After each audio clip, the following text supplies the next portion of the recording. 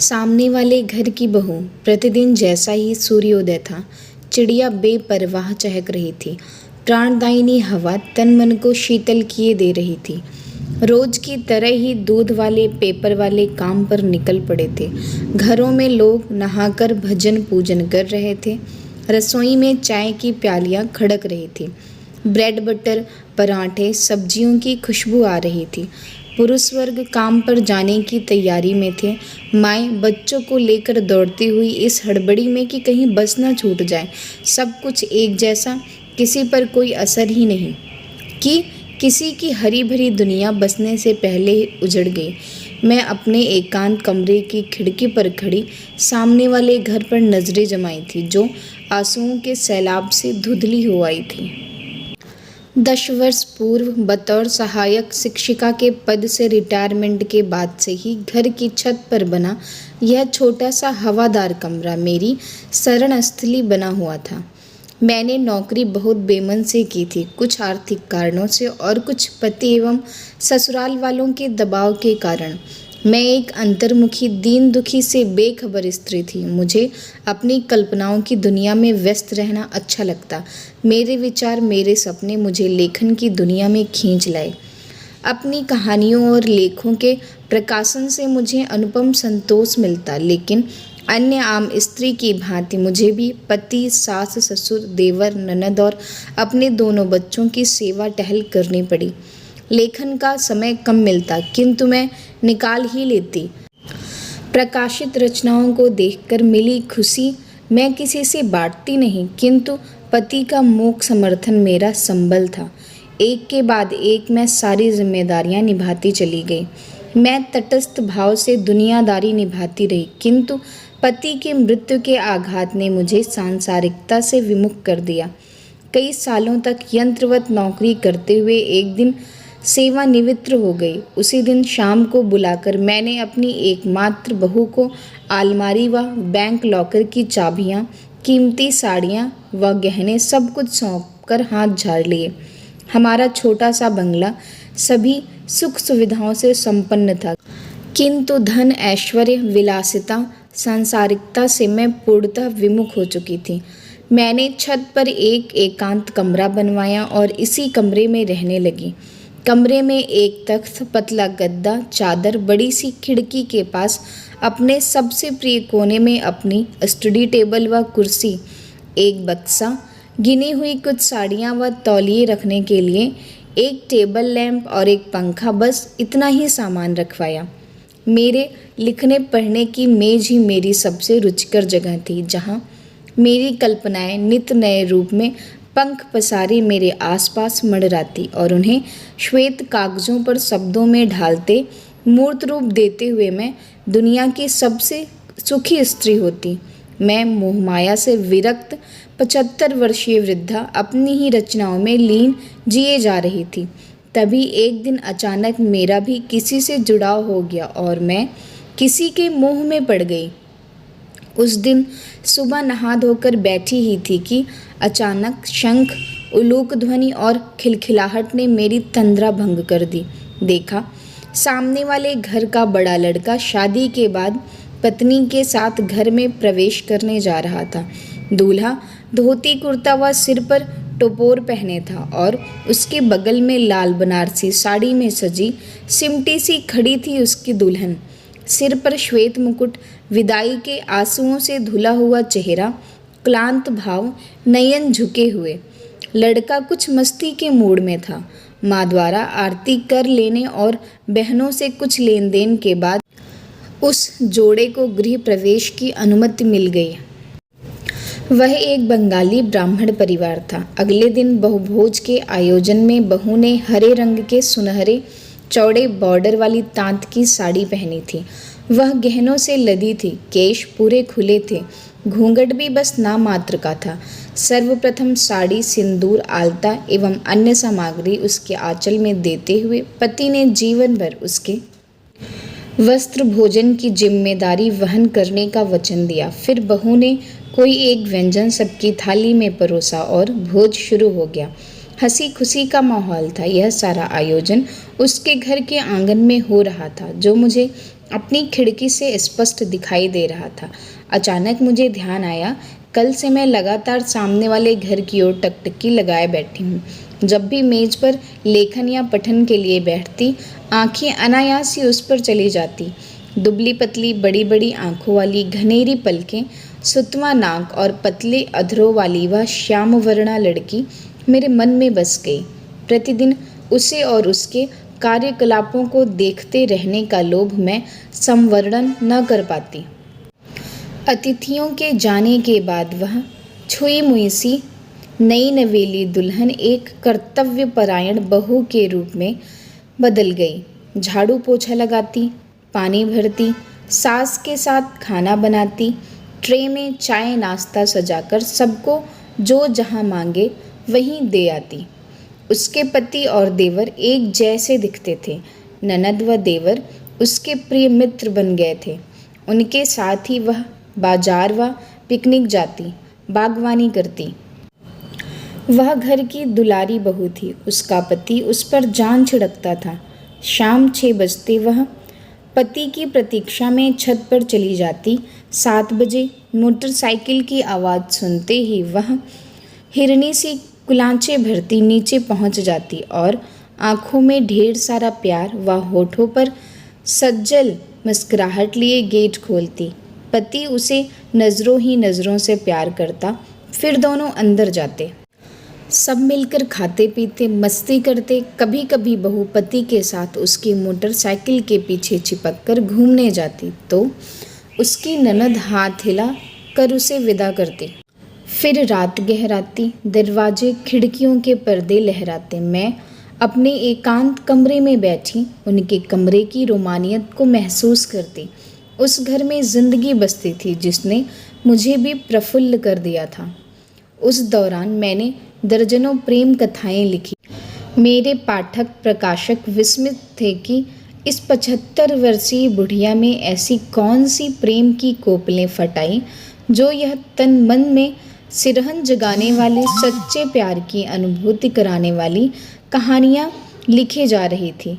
अब उन्हें भला कौन बताता कि मैं सचमुच ही सामने वाली बहू, जिसका मैं नाम भी नहीं जानती, उससे एक गहरा रिश्ता जोड़ बैठी थी। फिर उसके देवर को कहीं बाहर नौकरी मिल गई और वह चला गया। उसकी ननद की भी शादी हो गई। अब घर में बस 2 जोड़े रह गए।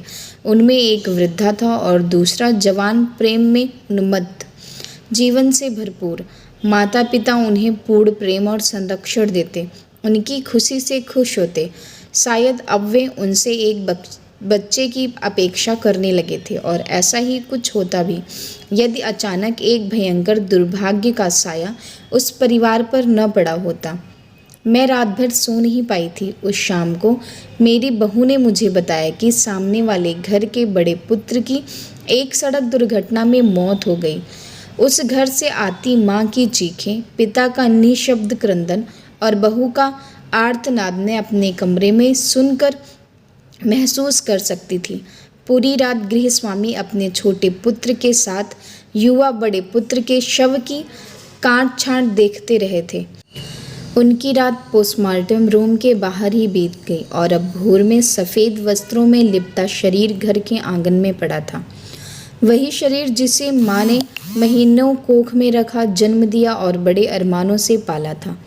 वही शरीर जो पिता के बुढ़ापे की लाठी था। वही शरीर जो बहन भाई का दुलारा था और जो एक युवा स्त्री के लिए उसका सब कुछ था। वह बदहवास से निर्जीव शरीर को निहार रही थी। उसकी ननद दहाड़े मारती उसे खींच रही थी। अचानक उसकी सास गरजी। इसी नास पीटी के लिए कश्मीर भ्रमण का टिकट कटाने गया था मेरा लड़का और ऊपर का टिकट कटवाया। माँ, ये क्या कह रही हो? छोटे पुत्र ने विरोध करना चाहा, किंतु वह नहीं रुकी। मैं कैसे चुप रहूं? इसे कोख में रखा था 9 महीने। बित्ते भर से 6 फुट का जवान बनाकर जिसे सौंप दिया वही खा गई इसे जन्म देने की पीड़ा सही मैंने। अब इसे खोने का दुख कैसे सहूं? माँ जमीन पर लौट गई। माँ के इस बिलाप ने बहू को पत्थर का बुत बना दिया। फिर किसी ने भी उसे एक आंसू बहाते नहीं देखा, कुछ बोलते नहीं सुना। वह वहीं पुतले की तरह पड़ी रही, अर्थी उठने तक। वह घर वीरान हो गया। कुछ दिनों बाद पहले ननद गई और फिर देवर भी चला गया। घर में केवल 3 प्राणी रह गए थे। वो तीनों कहीं खो से गए, कोई नज़र ही नहीं आता। कभी कभी उस खामोशी को तोड़ती एक बेबस माँ के क्रंदन या बहू को कही गई किसी बात की बड़बड़ाहटों की आवाज़ें, फिर वही मौत का सन्नाटा। बहू के कमरे के पर्दे वैसे ही लहराते, वैसी ही सुरमई रातें होती और शीतल बयारें भी वैसे ही, किंतु विशाल पलंग के कोने में पड़ी बहू का साथी कहीं गुम हो गया था। वह उस खाली स्थान पर हाथ रखे लेटी रहती होगी, सूखी आंखें और बंद होंठ लिए। मेरी लेखनी चुप हो गई थी। मैं अपनी कहानी के पात्रों की रचयिता थी। जैसा चाहती उन्हें वैसा ही चलाती थी, किंतु सामने वाले घर के पात्रों से मैं भले ही बहुत गहरे तक जुड़ गई थी, पर उनका रचयिता कोई और था। यदि इस कहानी की रचनाकार मैं होती तो स्थिति कुछ और होती, किंतु यहाँ तो पात्रों की डोर ऊपर वाले ने थाम रखी थी। अचानक मेरे कमरे का दरवाज़ा खड़का और मेरी बहू तेजी से सामने आ खड़ी हुई। अपनी खुराक की 2 रोटियां भी आप लौटा दे रही हैं, ऐसा कैसे चलेगा? चलिए नीचे चलकर हमारे साथ रहिए, कम से कम आँखों के सामने तो रहेंगी। मेरी चिंता छोड़, यह बता सामने वाले घर की बहू के क्या हाल हैं? अब उस बेचारी के क्या हाल होंगे? पति की मृत्यु के आघात से पत्थर हो गई है, एक ही जगह पड़ी रहती है। पुत्र के गम में पागल सी हुई माँ उसे ही मृत्यु का कारण ठहराती है। मैं उदास हो गई। खाना ठीक से खा लिया करूँगी के आश्वासन के बाद मेरी बहू चली गई। उस लाचार युवती के जीवन का ऐसा दुखद पटाक्षेप नहीं, यह नहीं हो सकता। मैं धैर्य से ईश्वर के अगले कदम की प्रतीक्षा करती रही। वैसे मेरे कल्पनाशील मस्तिष्क ने उसके भविष्य की कहानी रचनी शुरू कर दी थी। क्या वह विधाता के आदेश से मिलती जुलती होगी? फिर पता चला बहू का देवर आया है। हूबहू पति जैसे चेहरे वाले देवर को सामने देखकर बहू अचानक दहाड़े मारकर रो पड़ी। महीनों तक बुत बनी रही थी, किंतु अब आंसुओं के सैलाब ने उसे गहरे आघात से उबरने का अवसर दे दिया। वह धीरे धीरे सामान्य होने का प्रयास करने लगी। मेरे दिन का अधिकांश समय उसे ताकते ही बीतता। ईश्वर ने अवश्य उसके लिए भी कुछ सोच रखा होगा। उसके नियम क्रूर होते हैं, किंतु अन्यायपूर्ण नहीं। अब मैं जितनी कथा कहानियाँ लिखती, सब दुखांत हो जाते। लेखनी तो वैसी ही चलती थी, किंतु उससे निकलने वाले शब्द अश्रु से पगे वेदनापूर्ण हो जाते। उस दिन मेरे सामने ब्रेड के 3 स्लाइस, मिठाई और चाय रखी थी। मैं धीरे धीरे चाय की चुस्कियाँ लेने लगी थी। तस्तरियों की ओर हाथ बढ़ाने का कोई उपक्रम नहीं किया। अचानक सामने वाले घर की बहू करीने से हल्के रंग की सूती साड़ी पहने और बैग लिए बाहर आई। वह ऑटो में बैठी तो पीछे खड़ी उसकी ननद ने मुस्कुराते हुए कहा, नौकरी का पहला दिन मुबारक हो भाभी। बहू ने हंसने की चेष्टा की, पर सफल नहीं हुई। ऑटो आगे बढ़ गया। ओह, तो उसकी नौकरी लग गई है। अवश्य पति के ही स्थान पर मिली होगी। अब बाहर निकलेगी तो 4 लोगों से मिलेगी, उसका मन बहलेगा। दायित्व बोध या जिम्मेदारियों का एहसास व्यक्तिगत पीड़ा से उबरने का अच्छा माध्यम है, मैंने सोचा। मेरे सुस्त शरीर में चेतना भर गई। मैंने फटाफट अपना नाश्ता ख़त्म किया और ऊपर से ही आवाज़ लगाई, बहू 1 कप चाय और मिलेगी? क्यों नहीं मम्मी, अभी लाई, बहू ने नीचे से ही जवाब दिया। कुछ न मांगने वाली माँ के एक इशारे पर वह सौजान न्यौछावर हो गई। 2 मिनट में चाय हाजिर थी। मैं गर्म चाय की चुस्कियों के साथ खुशनुमा रचनाएं रचने लगी। प्रतिदिन सामने वाले बहू को ऑफिस जाते देखते हुए एक अलग आनंद था। उसमें परिवर्तन आ रहा था। उसने प्लेन साड़ियों के स्थान पर फूलदार या खिलते हुए रंगों की साड़ियाँ पहननी शुरू कर दी थी। फिर मैंने उसे हल्का मेकअप, स्टाइलिस्ट जूड़ा और बेहतरीन सैंडल पहनते देखकर अनुभव किया कि समय के साथ जख्म सूखने लगे हैं। जिंदा रहने के 100 बहाने हैं। कभी कभी आने वाली ननद और देवर के साथ वह हंसने बतियाने लगी थी। सबसे सुखद था वह दृश्य जब उसकी सास को मैंने उसे टिफ़िन थमाकर हाथ हिलाकर विदा करते हुए देखा। उसके पति की मृत्यु के बाद मुझे स्वयं अपनी जिंदगी ठहरी सी लगती थी। उसे रोते बिलखते देखकर ऐसा लगता मैं भी किसी क्षण समाप्त हो जाऊंगी। कभी मैं उसके साथ रोई थी, आज उसकी खुशी में शरीक होकर प्रसन्न हो रही थी। जैसे मैं अपनी कहानियों के पात्रों को इच्छानुसार ढालती थी, वैसे ही परमेश्वर भी अपने बनाए पात्रों के जीवन में उलटफेर करके आनंदित होता होगा। लेकिन यदि यह मेरी कहानी का किरदार होती तो मैं उसका पुनर्विवाह करवा देती, उसकी गोद में भी एक चांद सा बच्चा खेलते देखती। चल चल ज़्यादा उड़ मत, ईश्वर ने शायद तेरी इच्छा अनुसार ही उसे स्वावलंबी बना दिया, उसे हंसने का मौका दिया। जो उसे कोसते थे अब प्यार करने लगे हैं। अब और क्या चाहती है तू, मेरे अंतर्मन ने मुझे फटकारा। तो जवाब भी वहीं से किसी ने दिया, वह तो दूसरों के लिए हंसती है, अपने लिए कहाँ। रात को अकेले में बिस्तर पर सिसकती होगी, बस इतना ही बदलाव आएगा क्या? नहीं, कुछ और सुखद परिवर्तन की ज़रूरत है। हे ईश्वर, जो करना है जल्दी करना, मेरे पास ही कहाँ वक्त बचा है अब। मैंने हाथ जोड़े। वह नवरात्रि का द्वितीय दिन था। मैं यूं ही बैठी थी, अचानक चिरपरिचित उलूक ध्वनि व शंखनाद ने मेरे कान खड़े कर दिए। मैं लगभग भागती हुई खिड़की के पास पहुंची। शायद ईश्वर ने मेरी पुकार सुन ली थी, किंतु यह क्या, वह तो उसका देवर था, दूल्हे के वेश में। उसके बगल में गुलाबी जोड़े में उसकी अर्धांगिनी। मेरा मन बुझ गया। विधवा भाभी शायद अपशगुन के भय से वहाँ न थी। ननद, नंदोई, बच्चे, सास ससुर सब प्रसन्न मुद्रा में खड़े थे। वह कहीं छुपकर तो खड़ी होगी, पर कहाँ? मेरी व्यग्र दृष्टि इधर उधर भटकने लगी। अचानक मेरी धड़कनें तेज हो गई, श्वास प्रश्वास तीव्र से तीव्रतर होते गए। अरे मैं भी कैसी मूर्ख थी, सामने खड़ी सामने वाली घर की बहू को पहचान नहीं पा रही थी। वही तो पति के बगल में दुल्हन के लिबास में खड़ी थी। सूनी मांग अब सिंदूर से दमक रही थी। वैधत्व के श्वेत वस्त्र अब चमकीले रंगों में परिणत हो गए थे। एक वीरान दुनिया आबाद हो गई। टूटे दिल पुनः जुड़ने लगे, कामनाएं पुनः तरंगित होने लगी थी। मेरी खुशी का कोई ठिकाना न था, पर बाकी दुनिया उस दिन की बात आज भी इस सबसे जैसे बिल्कुल अछूती, प्रभावहीन थी। सब अपने अपने काम में मस्त थे, उन्हें किसी से क्या लेना देना। किंतु सूर्य की किरणें आज ज़्यादा चमकीली थी। चिड़िया के कलरव में जीवन का संगीत बह रहा था। सामने वाली घर की बहू इस बात से अनभिज्ञ थी कि कोई और भी उसकी खुशी में शरीक था। घर के ऊपर एकांत कमरे में एक वृद्ध स्त्री प्रसन्नता से नाच और गा रही थी। आज उसके जोड़ों में दर्द नहीं था और ना ही सांस फूल रही थी।